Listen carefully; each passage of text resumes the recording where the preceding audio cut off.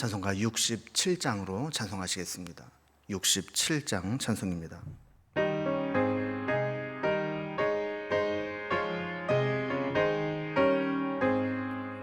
영광의 왕께 다 경배하며 그 크신 사랑 늘 찬송하라. 옛부터 영원히 참 방패시니 그 영광의 주를 다 찬송하라. 능력과 은혜 다 찬송하라. 그 옷은 햇빛 그 집은 궁창 큰 물의 소리로 준호하시고 폭풍의 날개로 달려가신다. 저 아름답고 놀라운 일이 가득한 이 땅 다 주의 조와 그 힘찬 명령에 더 잡히나니 저 푸른 바다는 옷자락이라. 질그릇같이 연약한 인생 주 의지하여 늘 강건하리. 온 백성 지으신 만왕이시니 그 자비 영원히 변함없어라.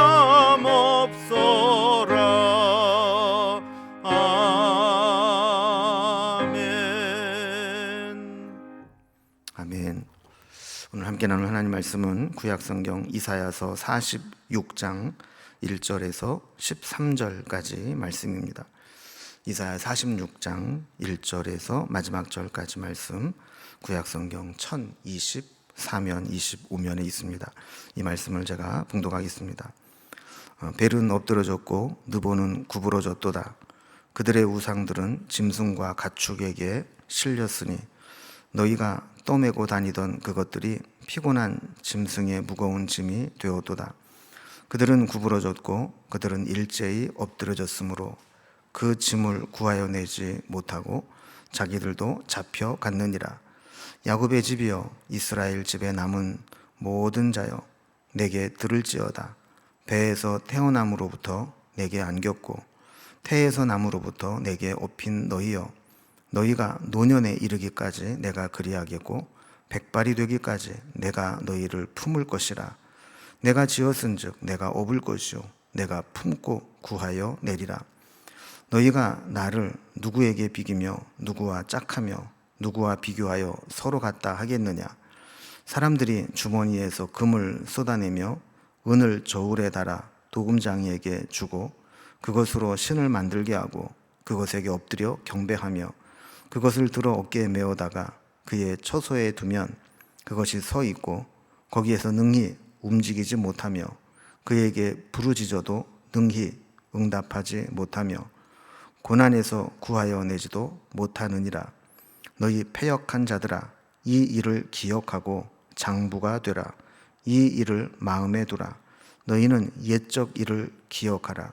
나는 하나님이라. 나 외에 다른 이가 없느니라. 나는 하나님이라. 나 같은 이가 없느니라. 내가 시초부터 종말을 알리며 아직 이루지 아니한 일을 옛적부터 보이고 이르기를 나의 뜻이 설 것이니 내가 나의 모든 기뻐하는 것을 이루리라 하였노라. 내가 동쪽에서 사나운 날짐승을 부르며 먼 나라에서 나의 뜻을 이룰 사람을 부를 것이라. 내가 말하였은즉 반드시 이룰 것이요 계획하였은즉 반드시 시행하리라. 마음이 완악하여 공의에서 멀리 떠난 너희여, 내게 들으라. 내가 나의 공의를 가깝게 할 것인즉 그것이 멀지 아니하나니 나의 구원이 지체하지 아니할 것이라. 내가 나의 영광인 이스라엘을 위하여 구원을 시온에 베풀리라. 아멘.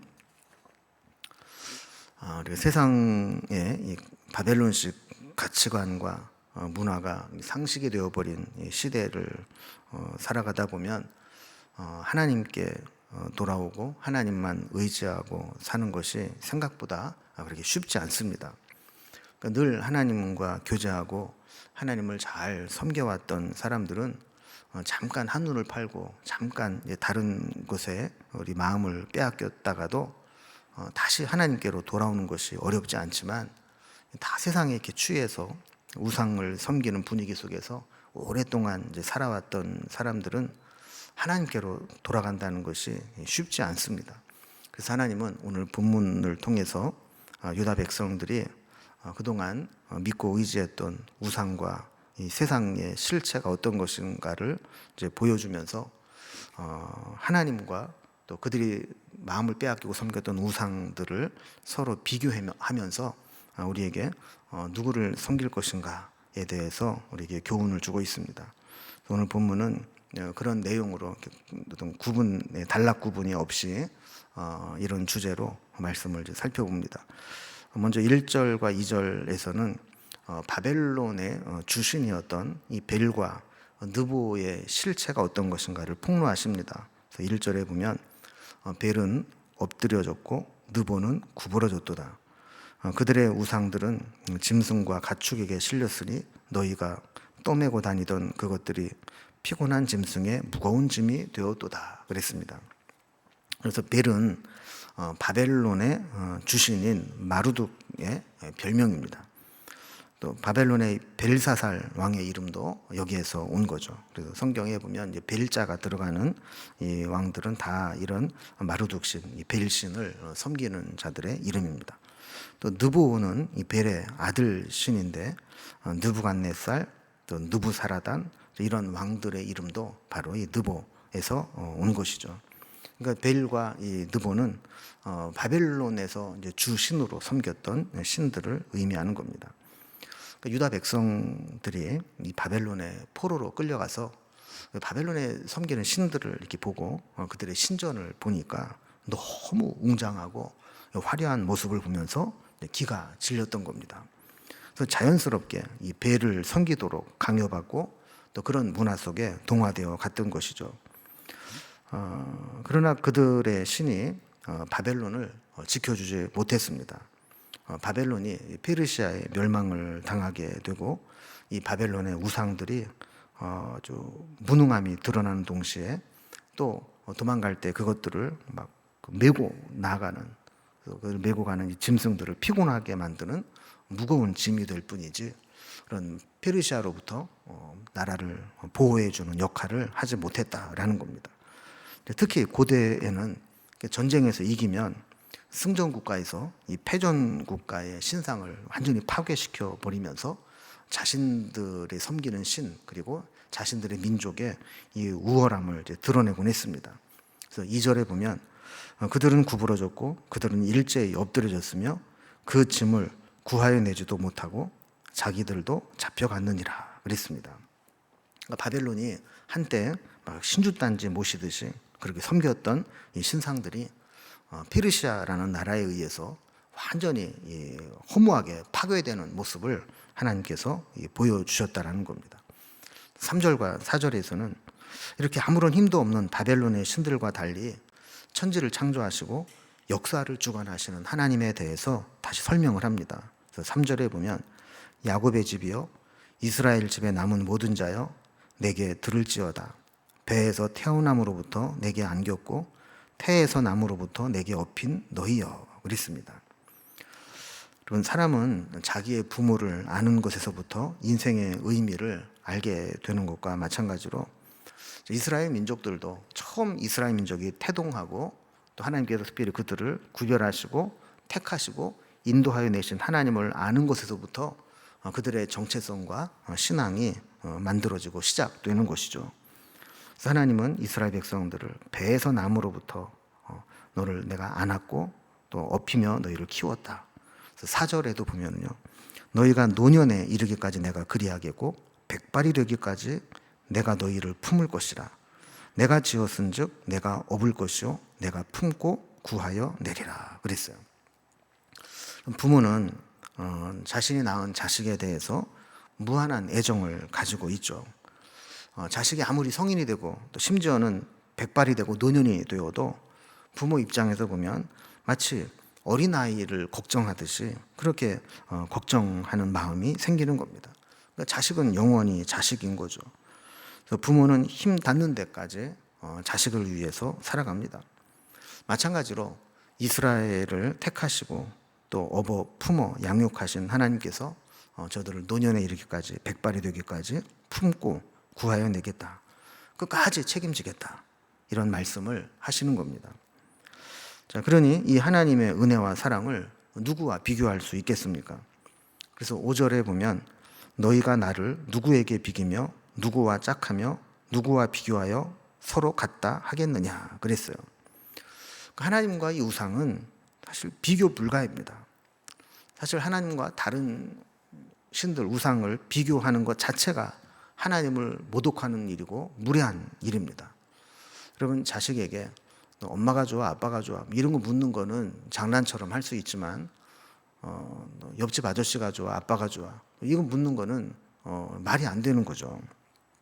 6절에도 보면 우상이라는 것이 사람들이 주머니에서 금을 쏟아내면서 또 은을 달아주면서 그것으로 도금장에 뭘 만들어내라 그러면 만들어내는 게 신이라는 거예요. 이런 우상들이 어느 정도로 무능한 것인가를 7절에서 이렇게 이야기합니다. 우상이라고 하는 것은 사람이 어느 처소에 갖다 두면 거기에 그냥 서 있을 수밖에 없고 움직이지 못하는 존재라는 거예요. 스스로 한 발자국도 움직이지 못하는 존재라는 겁니다. 그러니 그러한 우상에게 어떤 부르짖음을 한다 할지라도 응답할 수 있겠느냐, 또 사람의 고난에서 구해낼 수 있겠느냐, 이렇게 질문을 던지시는 거죠. 그러니까 이런 무능한, 스스로 아무것도 할 수 없는 사람이 만들어낸 쇳덩어리 나무 조각에 불과한 것들과 온 우주 만물을 창조하시고 저들을 택하시고 지금까지 업고 품고 구해내신 그 하나님과 비교하는 것 자체가 성립될 수 없다라는 거예요. 그래서 8절에 보면 하나님이 갑자기 이스라엘 백성들을 향해서 너희 패역한 자들아 이렇게 책망을 해요. 그리고 왜 그러실까요? 저들이 망하고 포로로 끌려오게 된 것은 지금까지 하나님을 외면하고 우상을 섬겼기 때문입니다. 그래서 기껏 너희들이 포로 생활을 하면서 이 너희들이 이렇게 섬겼던 우상들이 얼마나 무의미한 것인가 이걸 깨달아라 이렇게 데리고 왔는데 이제는 바벨론에 와서 우상을 보고 정신을 못 차리고 이 바벨론의 우상을 섬기는 모습을 보면서 패역한 자다. 하나님께 그렇게 은혜를 받고도 그 은혜는 잊어버리고 우상에게 마음과 정신을 빼앗겨 버린 자들에게 책망하는 것이죠. 8절을 보면 이어서 이렇게 말씀합니다. 너희 패역한 자들아 이 일을 기억하고 장부가 되라 이 일을 마음에 두라 그랬습니다. 자, 패역한 이스라엘 백성들이 기억해야 될 것은 저들이 의지했던 우상이 아무것도 아님을 기억하라는 거예요. 또한 장부가 되라고 하는 것은 그동안 그들이 마음을 빼앗기고 의지했던 우상의 사슬을 끊어버리고 하나님께 돌아오는 과감한 결단을 내리라는 말씀입니다. 그러니까 하나님과 이 우상 사이에 왔다 갔다 하면서 우물쭈물하면서 그렇게 주저하지 말고 장부처럼 대장부처럼 결단을 내리고 신앙의 중간 제대를 없애고 신앙의 결단을 하면서 하나님께로 돌아오라는 거예요. 여러분 우리가 올바른 신앙을 하지 못하도록 망가뜨리는 최대의 적은 타협입니다. 그래서 신앙생활 하면서 하나님도 좋게 하고 세상도 좋게 하고 하나님도 기쁘게 하고 나도 만족하게 하고 이 중간에 타협점을 찾으려고 하다 보면 나도 모르는 사이에 하나님을 기쁘시게 하는 일들을 하지 못하게 되고 결국엔 내 욕망을 쫓아서 살아가기가 쉬운 거죠. 그래서 하나님은 이 일을 마음에 두고 기억하고 장부가 되어서 올바른 결단을 하고 흔들리지 말아라 이렇게 말씀을 하는 겁니다. 사실 하나님이 어떤 분이고 지금까지 어떻게 하셨는가를 우리가 생각하고 알 수 있다면 하나님을 떠나서 우상에게 기웃거린다, 하나님 이외에 다른 것을 의지한다, 이거는 있을 수 없는 일임을 알게 된다는 거예요. 그래서 9절에도 보면 너희는 옛적 일을 기억하라 나는 하나님이라 나 외에 다른 이가 없느니라. 나는 하나님이라. 나 같은 이가 없느니라.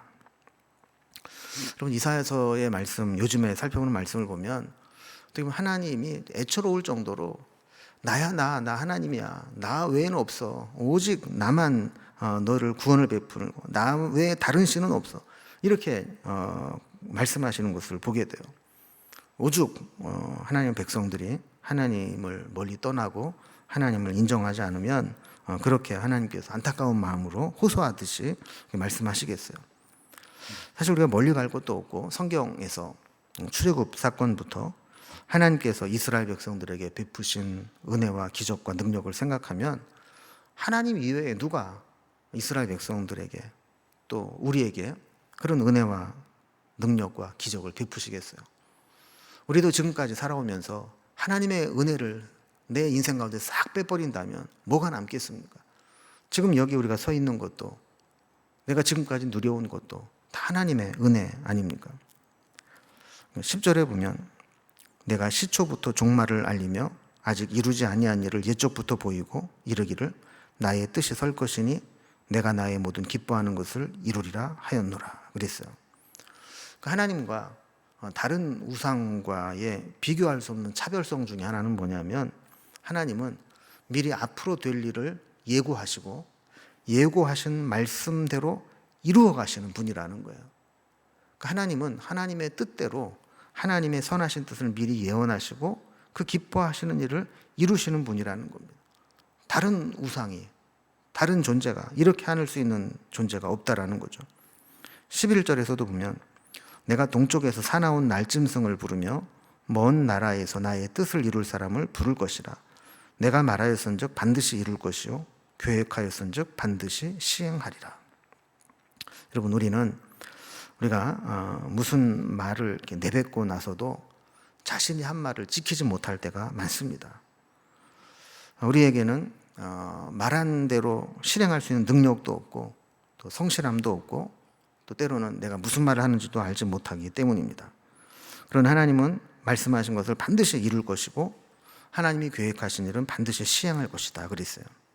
특히 여기에 동쪽에서 사나운 날짐승을 부르고 먼 나라에서 나의 뜻을 이룰 사람을 부른다 하는 것은 바벨론에서 동쪽에 있는 페르시아라는 나라를 일으켜서 그들로 하여금 이 바벨론을 멸망시키고 고레스가 이스라엘 백성들을 다시 돌아오게 하는 그 계획을 하나님이 세우셨고 그 말씀하신 것을 이루실 것이다 라는 이야기입니다.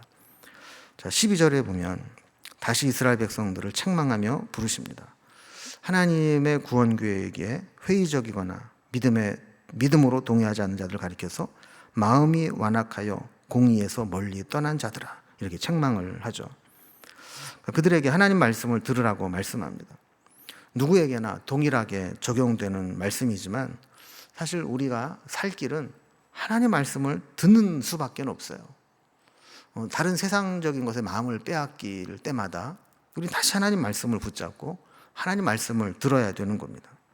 어떤 말씀을 들어야 되는가? 13절에 보면 내가 나의 공의를 가깝게 할 것인즉 그것이 멀지 아니하나니 나의 구원이 지체하지 아니할 것이라.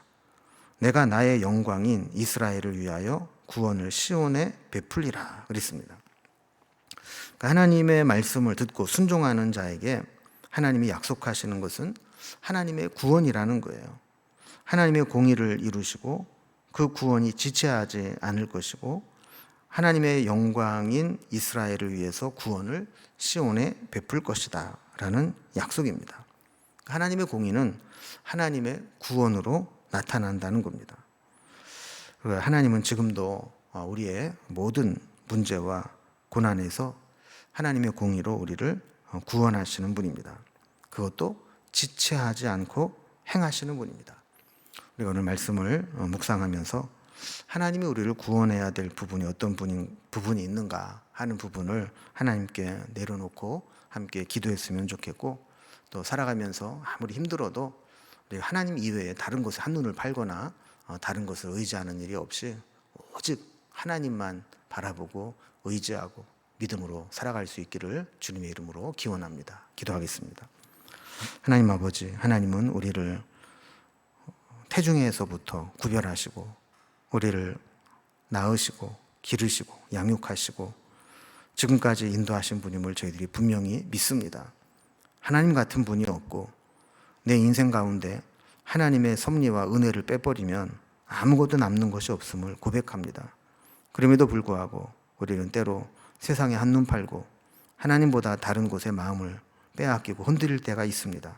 그때마다 우리의 마음을 하나님 말씀에 다시 붙들어 낼 수 있도록 인도하여 주시고 도울 힘이 없고 우리에게 참된 만족을 주지 못하는 세상에 기웃거리지 아니하고 오직 아버지 되신 하나님만 붙잡고 의지하고 살아가는 저희들이 되게 하여 주옵소서. 우리를 구원할 분 오직 하나님 한 분인 줄로 믿사오니 삶에 어렵고 힘들고 곤고하고 지쳐있는 우리의 모든 문제를 하나님 다시 한번 구원해 주시고 건져 주시옵소서. 오늘도 기도하는 모든 제목들 하나님 아시오니 살펴주시고 선한 길로 인도하여 주옵소서. 주님께 우리의 모든 것을 부탁드리며 예수님의 이름으로 기도드리옵나이다. 아멘. 각자의 기도 제목들로 자유롭게 기도하시겠습니다.